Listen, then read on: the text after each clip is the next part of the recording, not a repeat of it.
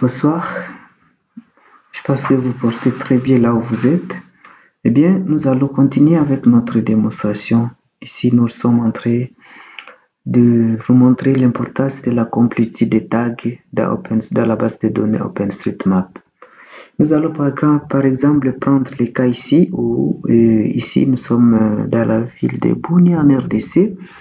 Où nous allons prendre la nous allons disons filtrer avec QuickOSM. Et bien avec QuickOSM nous allons prendre par exemple au hasard un type de données. Je vais prendre Amenity égale school. Et bien je vais préciser que c'est dans la ville de Bunia où je vais amener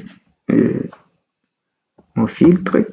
Et là, eh bien, je suis en train de, disons, en attendant que QGIS nous donne les résultats de notre filtre, eh bien, vous allez comprendre que, ou soit juste une question, comment passez-vous d'une table d'attributs qui n'est pas complète,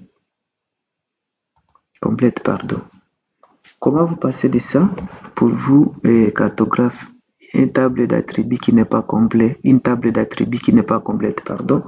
Comment vous passez de ça quand vous êtes en train d'exécuter votre carte d'analyse? Eh bien, notre filtre avec QuickOSM est fini. Alors, on va ouvrir la table d'attributs pour voir ce que nous avons comme information attributaire sur les données school dans notre ville de Bunia. Eh bien, les trois premières colonnes ici, c'est des informations disons liées au serveur OSM, mais notre clé principale c'est Amenity.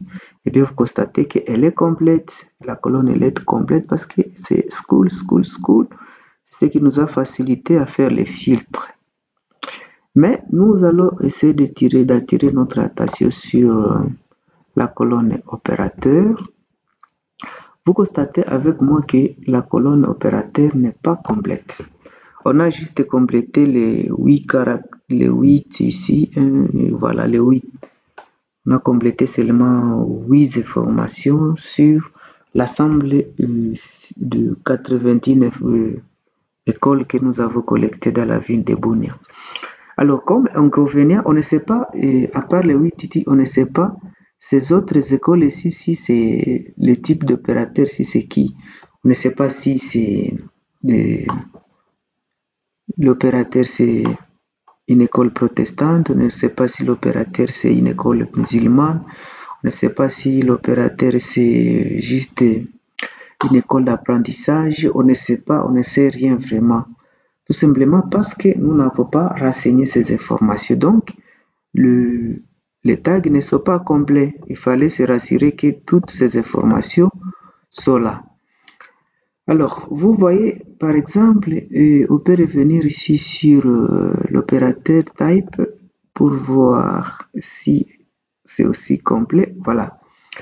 Parmi toutes ces écoles-là, on a tout simplement une seule école qui est privée. Mais les autres, on ne sait pas si c'est privé ou public ou conventionné. C'est un problème qui nous troublerait si, et seulement si nous sommes en train de faire nos analyses à se baser par exemple sur opérateur. Eh bien, si nous faisons nos analyses sur opérateur et que nous demandons à QGIS de nous afficher les informations sur les opérateurs, c'est-à-dire que ça sera seulement les 8 ici qui seront visibles du point de vue label sur notre carte et puis le reste n'auront pas le label.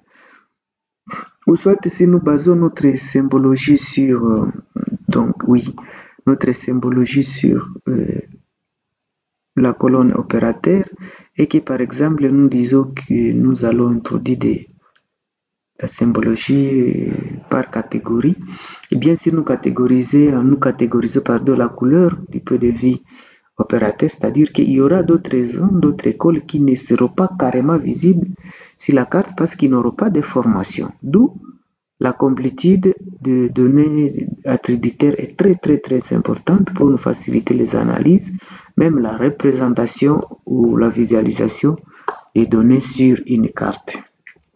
Alors, eh bien, nous allons maintenant voir avec JOSM comment on peut y aller pour compléter les tags sur nos différentes données. Merci beaucoup et à tout à l'heure.